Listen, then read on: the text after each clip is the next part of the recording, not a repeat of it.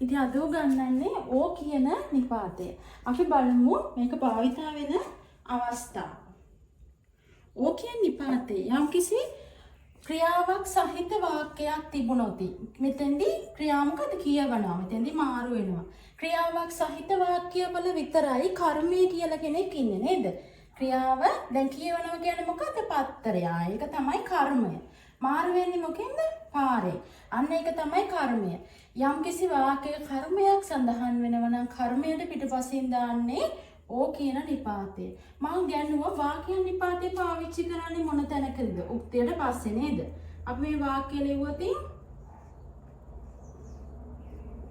ඔතෝසන් වා ශින්බුන් කර්මය තියෙන්නේ කොහෙද? පත්තරේ කියන එකනේ නේද? කර්මය පත්තරේ. ශින්බුන් කියන්නේ පත්තරේ. ඕ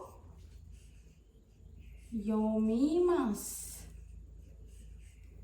කර්මය තියෙන තැනට ඕ කියන නිපාතේ. ඕ කියන අකුර නෙමෙයි භාවිත කරන්නේ ඕ නිපාතේදී වෝ කියන අකුර. හොඳට මතක තියාගන්න. හරි. ඊළඟ එක බලන්න. ළමයි. ළමයිට කියන්නේ කොහොමද? කොදොමෝ. කොදොමෝ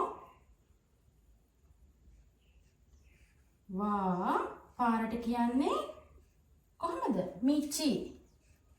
මිචි ඕ දානවා මාරු වෙන තැනට ඉස්සරහ පස්සේ නේද? මාරු වෙන්නේ පාරනේ. පාරෙන්නේ පාර කියන්නේ මිචි. මිචි කියන්නේ එතකොට කර්මය නේද? ක්‍රියාවට යටත් වෙන කර්මය. කර්මයට පිටිපස්සෙන් දාන්නේ ඕ කියන නිපාතය. වතරි මස්. තේරුණා නේද? ඕ නිපාතයේ දෙන අවස්ථාව. ඕ නිපාතය භාවිත වෙන්නේ මොන වගේ තැන්වලදීද? කර්මයේදී නේද? ක්‍රියාවට යටත් වෙන දේ කර්මයනේ. කර්මය ළඟට තමයි ඕ කියන නිපාතේ භාවිත වෙන්නේ. කියවන්නේ මොකද? පත්තරේ. පත්තරේ කියන තැනට ඕ නිපාතේ.